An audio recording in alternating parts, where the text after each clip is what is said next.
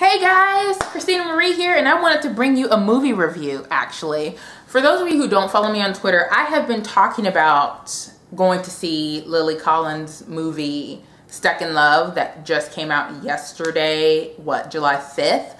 And I did go see it yesterday, and I wanted to give you my opinion of it and tell you what I thought. So I will tell you the good and I will tell you the bad, and yeah, and we'll just talk it out. I'll give you my opinion. So right off the bat, I don't think this is an Oscar-worthy movie. I never thought that. I didn't even think that before I went to go see it. I just thought it would be a nice, cute, warm, fuzzy movie. And it wasn't even that. It was a nice movie. I thoroughly enjoyed it. So let me start off with that. It was great in terms of what I went there for. I loved seeing Lily Collins on screen, and I have a big fascination with her right now because she's coming out in one of my favorite movies. It's going to be my favorite movie for 2013, The Mortal Instrument, City of Bones, hands down.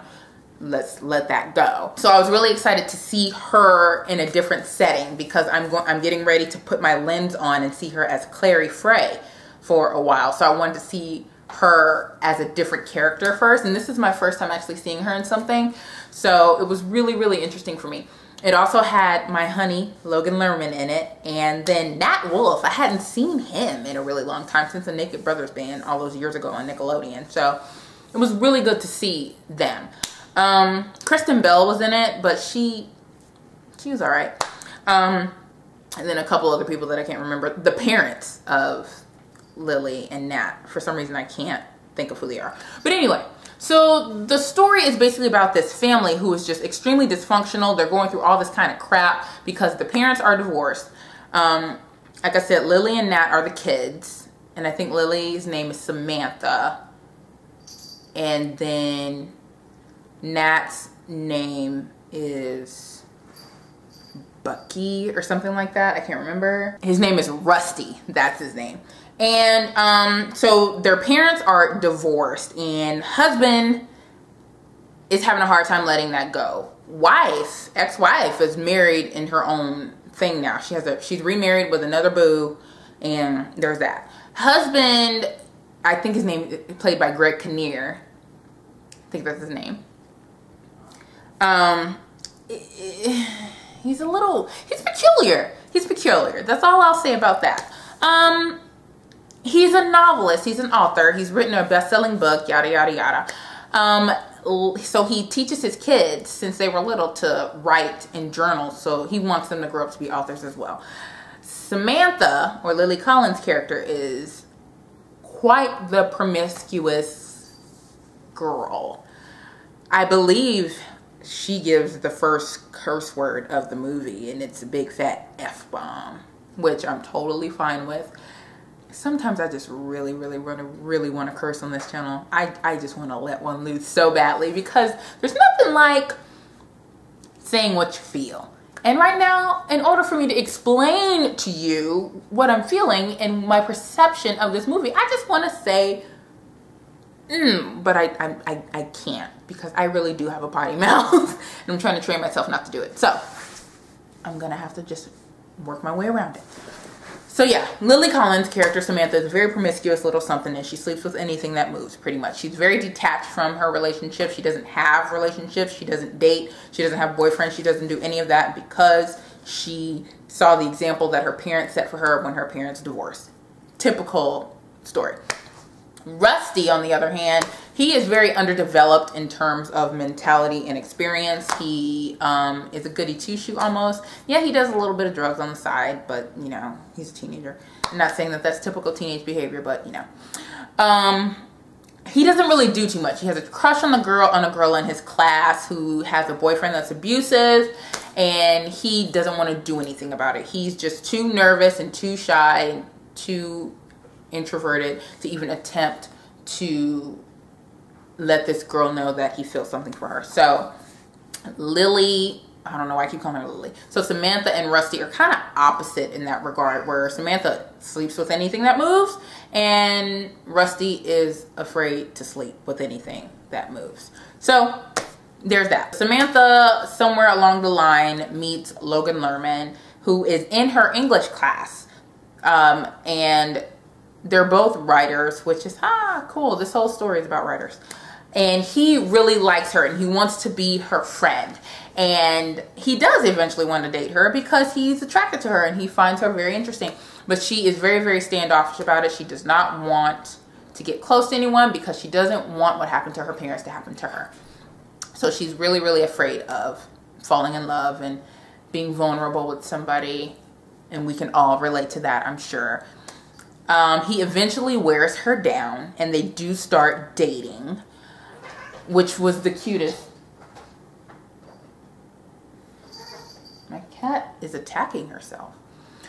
Which was the cutest scene to unfold. I thought it was really, really cute. It wasn't like promiscuous. It wasn't like overly sexual or anything. It was very, very vulnerable, open, honest, a little teary. It was very cute. Rusty eventually, with encouragement from his dad, becomes a little more gung-ho with letting this girl, Kate, know how he feels about her. And they end up coming together and start dating as well. So there's stuff that happens that gets to that point, but I'm not going to spoil it just in case you want to go see it. So at one point in the book, one point in the movie, Samantha's dating somebody and Rusty's dating somebody. So that's cool. Dad is not dating somebody, but dad is sleeping with somebody that he shouldn't be sleeping with. Mother, or ex-wife, is married, but she's starting to have doubts about her decisions and all of that. So pretty much the kids are figuring out their thing and then the parents are trying to figure out their thing. Samantha has a very estranged relationship with her mother, who's played by Jennifer Connelly, because of her parents split, because her dad and her mom split. Samantha is mad at her mom because Samantha witnessed something that led to the split of her parents. And so she put all that blame on her mother. And so she hadn't spoken to her mom in a year. Her mom shows up at her book release party and kind of makes Samantha a little mad because Samantha wants to know how she even got there. Well, good old Lou, Samantha's boyfriend, called her mom and invited her. And so that set something off. Remember when I was talking about Rusty and Kate, his girlfriend, how a lot of stuff happened to lead them up to getting together. And let's just say a lot of that stuff involved drugs. And at Samantha's book release, Kate kind of went off the grid for a little bit. And so this family actually had to come together, differences and all. So they all came together, even though Samantha was mad at mom, even though Samantha was mad at Lou, even though Samantha was mad at dad. Samantha was mad at everybody at one point. They all came together for Rusty because Rusty was looking for his girlfriend. So they go on this trek to find Rusty's girlfriend, and I'm going to stop it there. I will say that the ending was very satisfying. There was no emptiness felt. Like I said, it was a nice little feel-good ending. Don't expect any major plot development. It's almost like watching a Lifetime movie, except there's not as much cheese and there's a lot more sex and F-bombs. I loved it. I love a good old teenage angst, parental angst movie ended with a dash of fluff. I enjoyed it greatly. The reason why I'm speaking so slowly is because I'm trying to process and speak at the same time. And I am an introvert, so it is hard to do both. This is a limited release movie, so if it's not in your town, sorry. I don't know if they're going to do a national release. They probably won't, because it's not a big enough movie for that. It came out in Toronto back in 2012, and then I think it released in New York, Kansas City, where I am, and Orlando are the 3 places I think it released. I don't know how they selected those places, but overall, I really enjoyed the movie. I think Lily Collins did a fairly good job. I think Nat Wolff was fantastic. I think he did a really, really great job. He surprised me. He really, really surprised me, because first of all, I hadn't seen him since the Naked Brothers Band, like I said. So he was a wee little tyke, and now he's like this grown man. I was very enthralled by his character. And then Logan Lerman, my honey, was amazing as usual, and he looked so cute and so boy next door. It was just adorable, and I wanted to hug him and kiss him and just tell him that everything would be all right, because he has a moment in the film where things aren't all right for him. Lily came around.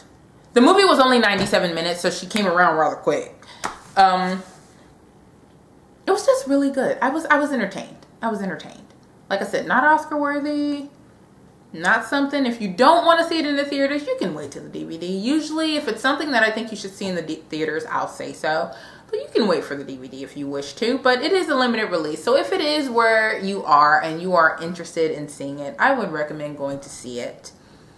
Just, you know, support Josh Boone in his, I think this is his first film.